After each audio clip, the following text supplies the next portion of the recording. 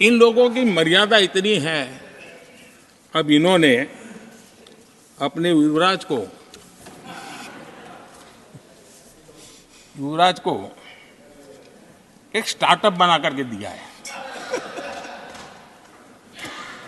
अब वो non starter है।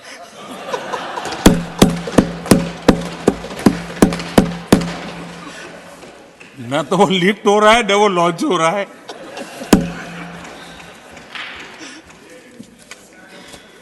आदरणीय सभापति जी,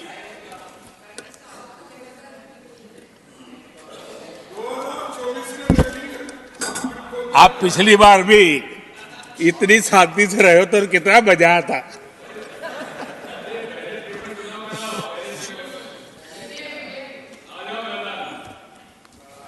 आदरणीय राष्ट्रपति जी, आदरणीय सभापति जी,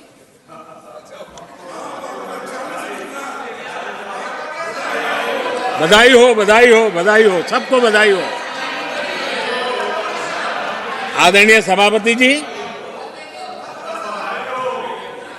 मेरा सौभाग्य रहा कि मुझे लंबे समय तक एक राज्य के मुख्यमंत्री के नाते देश की और जनता की सेवा करने का अवसर मिला, और इसलिए मैं रीजनल एस्पिरेशंस को बहुत भली भांति समझता हूँ, क्योंकि मैं उस प्रोसेस से निकला हूँ। जैसे हमारे यहाँ दिग्विजय जी, उनको भली भांति सहज समझ आता है भी एक राज्य के लिए क्या होता है। हम लोग उसी दुनिया से निकल करके आए हैं, तो हमें अनुभव है, पता है। शरद राव जी को है, तो ऐसे कुछ लोग हैं यहाँ जिनको ये सारी चीज़ों का पता है। देवगढ़ा साहब है, तो इन लोगों के इन सारी चीज़ों का पता है, तो हम इसका महात्मा समझते हैं। हमें कोई किताबों में नहीं पढ़ना पड़ता है, हम अनुभव कर करके आए हैं। और ये भी सच्चाई है साहब, 10 साल यूपीए की पूरी शक्ति गुजरात को क्या कुछ न करने में लगी हुई थी, आप कल्पना नहीं कर सकते। लेकिन मैं आंसू नहीं बहाता, मैं रोने की मेरी आदत नहीं है जी। लेकिन तब भी उतने संकटों के बावजूद भी, उतने जुल्म के बाद भी, हर प्रकार की मुसीबतों को झेलते हुए भी, मेरी तो मुसीबत ऐसी थी कि यहाँ किसी मिनिस्टर से मुझे अपॉइंटमेंट नहीं मिलती थी। वो कहते थे, भाई आप जानते हो मेरी तो दोस्ती है, मैं फ़ोन पे बात कर लूँगा, लेकिन कहीं फोटो वोटो निकल गए, ये डर रहता था। यहाँ मंत्रियों का डर ऐसा था। अब खैर उनकी मुसीबतें मैं समझ सकता हूँ।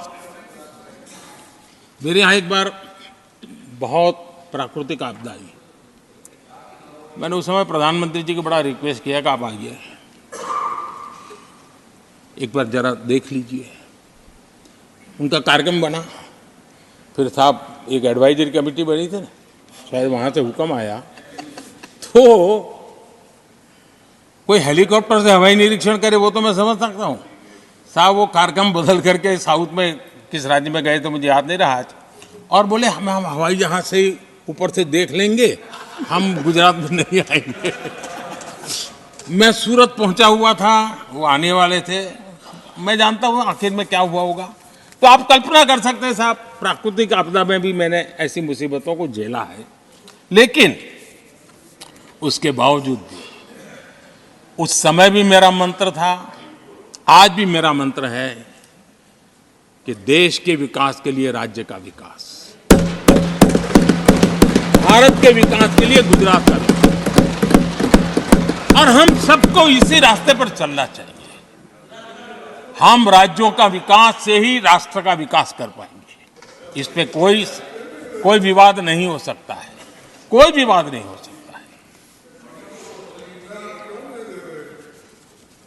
और मैं आपको विश्वास देता हूं सभापति जी, राज्य अगर एक कदम चलता है तो 2 कदम चलने की ताकत देने के लिए मैं तैयार हूं।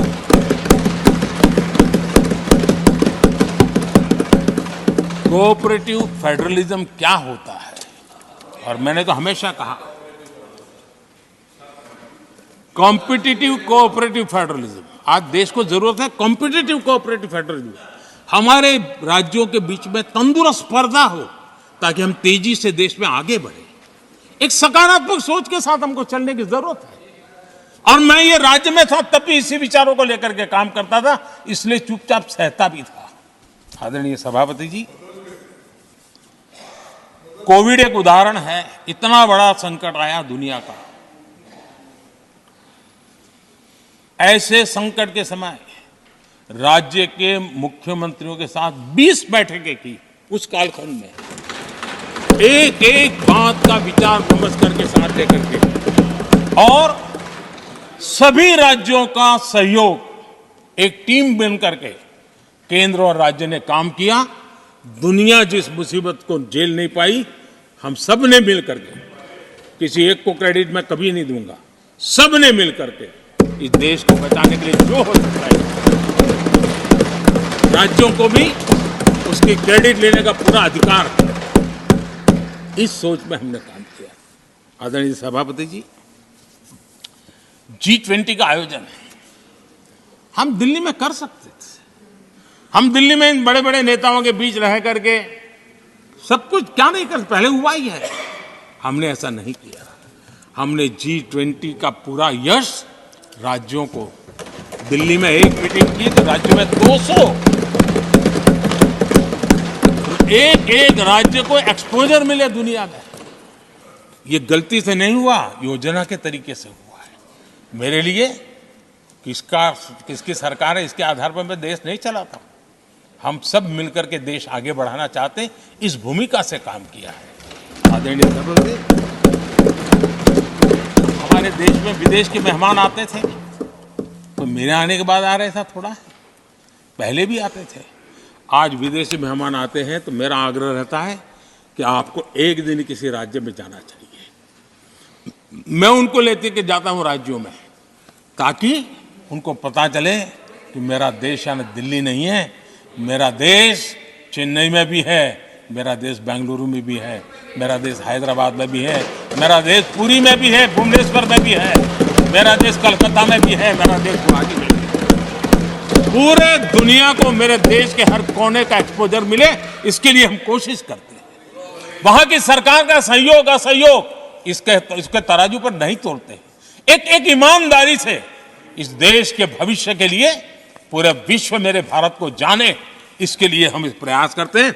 और मैं अभी भी 26 जनवरी को इतना बड़ा काम रहता है, सबको मालूम है।